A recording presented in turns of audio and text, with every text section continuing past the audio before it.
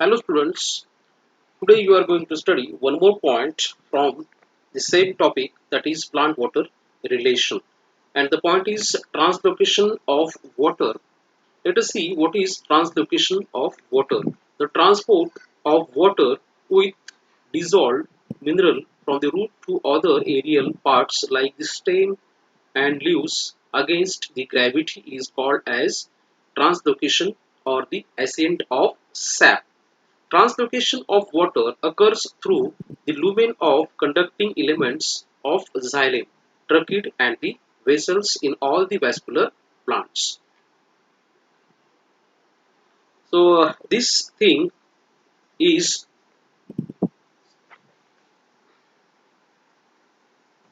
okay. To prove this thing, several mechanisms or the theories have been put forth to explain the mechanism of translocation of water. Let us see the first theory with the help of yes. First theory is root pressure theory or the vital theory. According to this theory, the activity of living cell of root is responsible for translocation of water. So J. Priestley proposed this theory when a stem of potted plant is cut few inches above the soil by a sharp knife. Xylem sap is seen flowing out or oozes out through the cut end. This exude at the cut end of the stem is a good proof for the existence of the root pressure.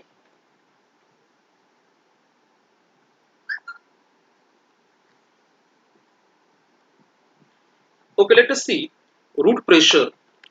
Root pressure seems to be largely an osmotic phenomenon and its development is an active process.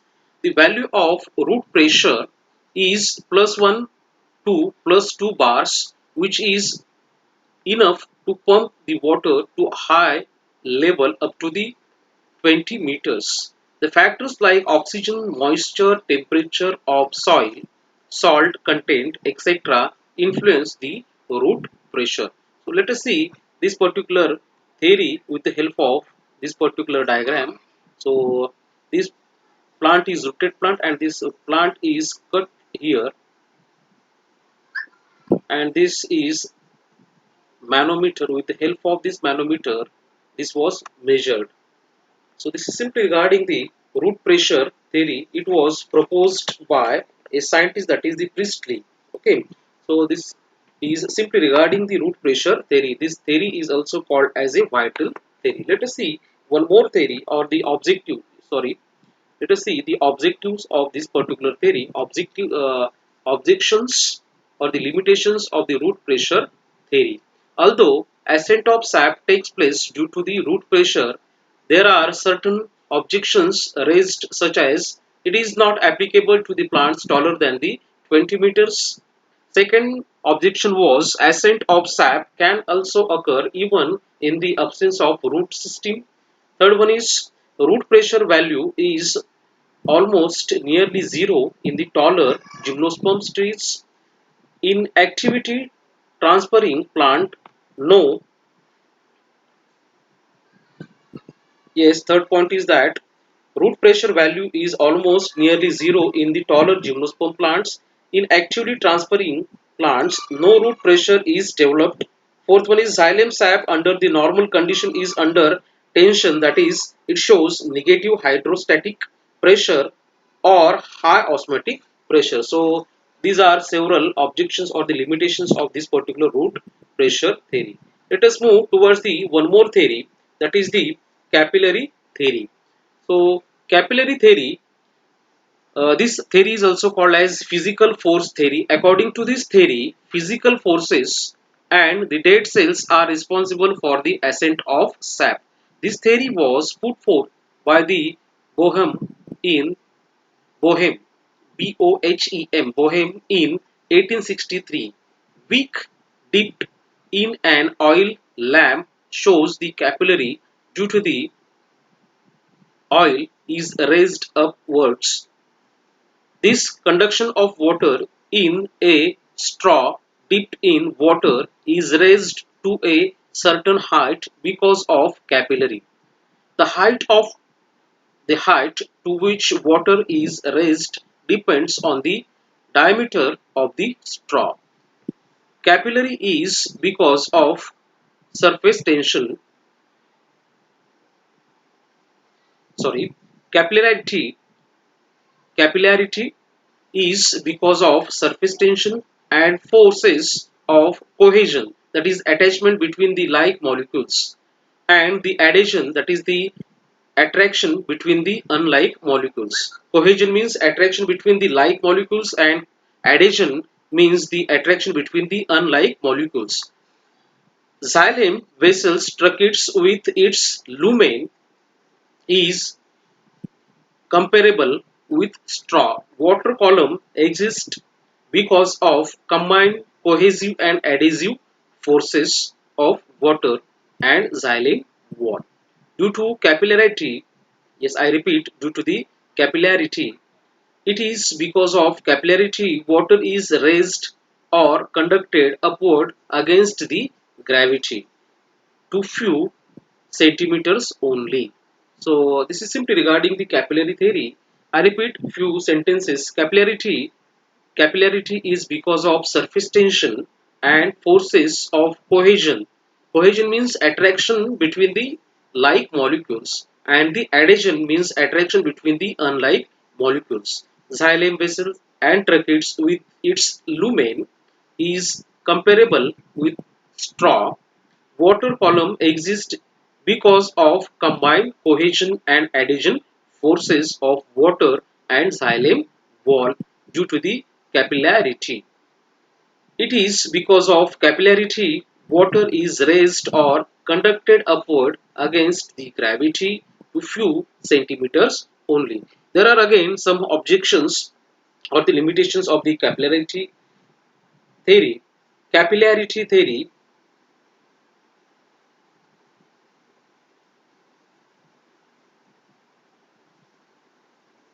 first point is capillary tube, that is xylem, must be continuously and completely hollow from the one end to the other end, but tracheids in the xylem show closed end walls. Second objection is there, that is the lower end of capillary tube, that is the xylem, must be in direct contact with the soil water. However, there exists a barrier of the root cortex between the xylem and the soil water. Okay, so these are different objections or the limitations of the capillarity theory. Let us see Let us see one more theory with the help of another slide. Yes, that is cohesion tension theory or the transpiration pool theory. So, cohesion theory. Let us see cohesion tension theory. This theory is presently widely accepted theory explaining ascent of sap in plants. It was put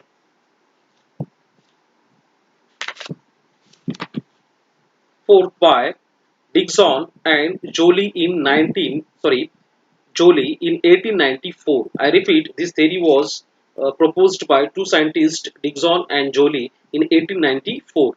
This theory is based on two principles: cohesion and adhesion, and the transpiration pool. A strong force, a strong force of attraction between water molecule is called cohesion force, while a strong force of attraction between water molecule and lignified cell wall of lumen of xylem vessel is called as adhesion force. Due to combined cohesion and adhesion forces, a continuous water column is developed in a xylem right from root up to the tip of the leaf of the plant. So let us see what is transpiration pool.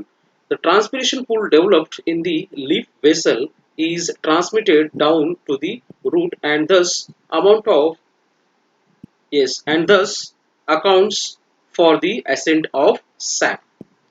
Excess water is lost in the form of vapor mainly through the stomata found in the leaf. This water loss increases dPd of the mesophyll cell present in the plant leaves. These cells withdraw water immediately or ultimately from xylem to the leaf or in the leaf. In other words, due to the continuous transpiration, a gradient of suction pressure, that is dPd, is developed right from guard cells up to the xylem in the leaf. This will create a tension or a pull in a xylem. Subsequently, water column is pulled out of the xylem. Thus, water is pulled upward positively or passively against the gravity, leading to the ascent of sap. Let us see some objections or the limitations of the transpiration pool theory. For transpiration pool to operate, water column should be unbroken and continuous. However, due to the temperature fluctuations during day and night, gas bubbles may enter in water column, breaking the continuity. Second one is, this mechanism assumes that tracheids are more efficient than the vessels as their end wall support water column. Third objection, that is, if what plant is seamed with the Vaseline in order to stop transpiration, even then ascent of sap occurs. Ascent of sap also occurs in deciduous plants. Deciduous plants that have shed off their leaves during the summer. So this is simply regarding the objections or the limitations of this particular theory. Let us move towards one more point, that is transport of mineral ions. Soil serve as main source of or source for minerals. Mineral constitute most commonly occurring solid crystalline inorganic materials obtained from the earth crust. Minerals play an important role in the day-to-day life of plants. Minerals are absorbed by plants in the organic or ionic or dissolved form, mainly through roots, and then they are transported to the various aerial parts. Let us see few more things regarding the transportation of the minerals from the root towards the aerial part of the plants. The analysis of plant ash demonstrates that the minerals are absorbed by the plants from soil and surroundings. Absorption of minerals is dependent on that of the water. Absorbed minerals ions are pulled in upward direction along with xylem sap because of transpiration pull. This could be understood when the ascent of sap is analyzed. Mineral ions are needed in the areas of the plants: apical, lateral, then the young leaves, developing flowers, fruits, seeds, and these storage organs. Hence, from the source, these are pulled and transported ascendingly through the sap and gets uploaded by fine veins through the process of diffusion in the vicinity of cells. Cells uptake them actively. Soil would be the only source for mineral uptake. Mineral ions can be remobilized within the parts of the plant. Older part, like the leaves in deciduous plant, export their ions to the younger leaves before the before they fall down on the soil surface.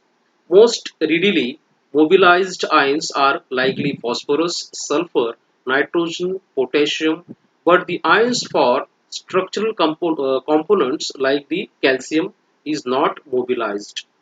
Analysis of xylem exudate also shows that some nitrogen travels as inorganic ions, whereas much of it is carried in the organic form, like the amino acids and related compounds.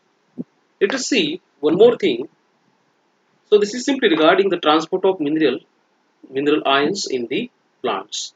Let us see one more thing in this particular point with the help of another slide, that is, yes, that is transport of food.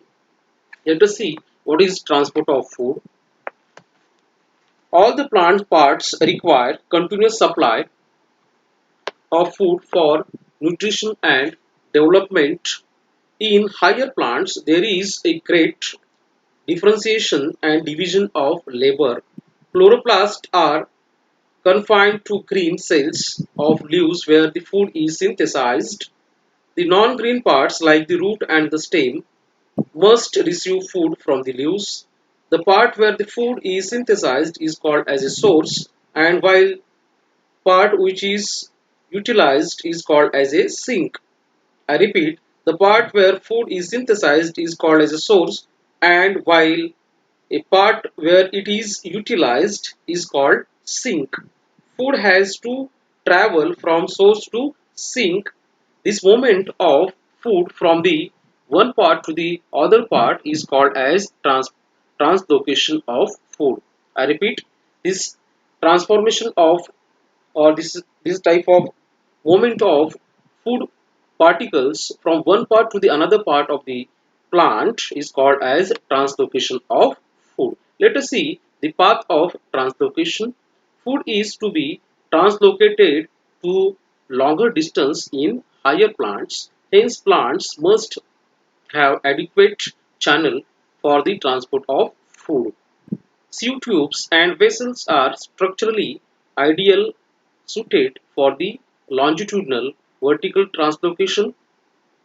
The rising experiment, structural and distribution of phloem, chemical analysis of phloem sap and use of isotopes C14 clearly point out that the phloem tissue is primarily responsible for, or this tissue is mainly responsible for flow of food in longitudinal downward direction. So phloem is responsible for translocation of the food material, that is transportation of food material from the one place to the another place. Food is always translocated in the form of sucrose, that is soluble form, and always along the concentration gradient from the source to sink. The transport of food occurs in vertical and lateral direction. Let us see the vertical translocation. In vertical translocation or the transport, food is translocated in downward direction from leaves to the stem and roots. It also occurs in upward direction during the germination of the seed, bulbils, corns, etc.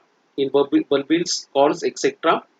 Upward translocation also occurs from leaves to growing point of the stem to developing flowers and fruits situated near the ends of the branches of the stem.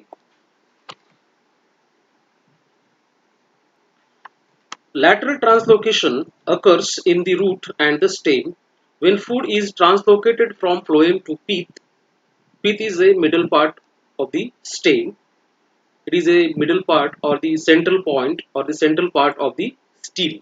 It is called radial translocation, and from phloem to the cortex. It is called tangential translocation. I repeat, lateral translocation, it occurs in the root and stem.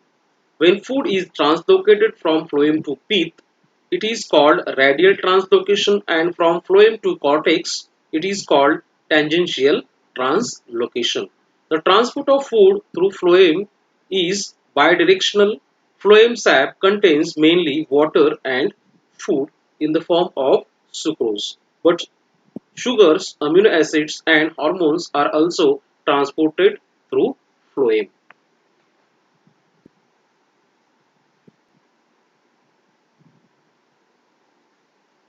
So this diagram shows the translocation of the food material, that is from the source to the sink. So this is phloem tissue showing the translocation of the food material from the source to the sink. So this is all about the translocation of food material through the phloem tissue. So remaining part we will see later on in next lecture. Thank you.